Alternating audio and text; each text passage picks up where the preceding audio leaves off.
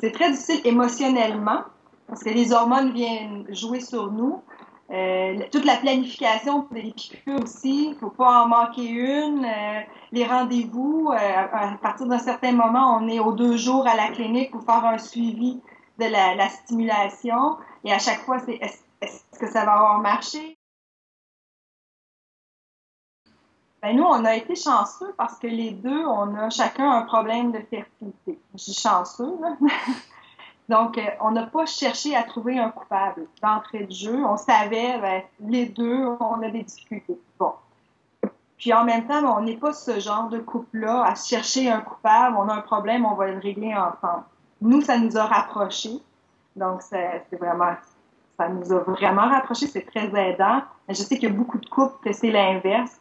À un moment donné, monsieur est soit très désinvesti parce que ben, la fertilité appartient à madame. C'est elle qui prend la pilule contraceptive, c'est elle qui prend les hormones ensuite durant le traitement. Donc, et même si monsieur, parfois, a un trouble de fertilité, par contre, quand monsieur a un problème de fertilité, souvent, ben, c'est plus difficile à porter parce que lui, c'est au niveau de son estime de lui. Hein. Un homme, c'est fertile d'entrée de jeu. Donc, dans la vision de la société, c'est la femme qui porte la fertilité. L'homme, bon, donc, pour un homme qui est infertile, ça devient très difficile. C'est pas tous les hommes qui vont en parler. Fait que dans le couple, ben, si monsieur est absent, c'est clair que, ou qu'il laisse madame, ben, beaucoup de couples séparent. Ben, genre, on en a vu beaucoup dans notre entourage, là, que ça s'est terminé par une rupture, parce qu'ils s'entendaient pas, parce que chacun voit ça différemment. Il n'y a pas de compréhension sur les sauts d'humeur de madame. À la deuxième fécondation in vitro, on s'était dit, bon, si ça fonctionne pas, même si on a droit à 3, on arrête ça. On était en liste d'attente, en fait, de préférence pour de l'adoption. Donc, on s'était dit, si ça marche pas pour notre couple et surtout pour notre santé mentale, on arrête ça là, parce que j'avais été mis en trouble d'adaptation, donc arrêt de travail pour différentes raisons, dont l'infertilité à un moment donné. Ça faisait trop, la conciliation travail-traitement, ça devenait trop difficile. Des conflits avec des personnes aussi qui comprennent pas nécessairement ta réalité, des jugements, ça faisait beaucoup trop.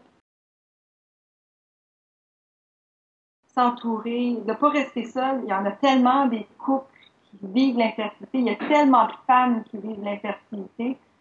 Ne serait-ce que de trouver un forum de discussion pour en discuter. C'est pas tous les forums qui conviennent à tout le monde. Il faut vraiment chercher. Ne serait-ce que de trouver un blog avec quelqu'un qui peut comprendre. Souvent, sur les blogs, il y a une petite adresse email, mais de ne pas avoir peur à communiquer avec cette fille-là ou cet homme-là, parce qu'il y en a aussi des hommes, pour dire, ben, juste raconter par idée, puis la communication, parlez-vous en conjoint, là, c'est tellement essentiel. Puis, si vous avez besoin d'une pause, là, mais prenez-la. Oui, oui, on veut réussir, oui, on veut vivre les traitements, mais mon Dieu, si la tête n'est pas disponible, ben, c'est tout qui s'effondre. Pour faire un bébé, il faut être prêt à le vivre. Puis il y en a, c'est plate de prendre une pause, j'en conviens, mais nous, ça nous a tellement fait du bien de dire, OK, on arrête quelques mois, juste pour dire, on reprend des forces et on se relance. Là, c'est tellement... Parlez-vous, puis entourez-vous.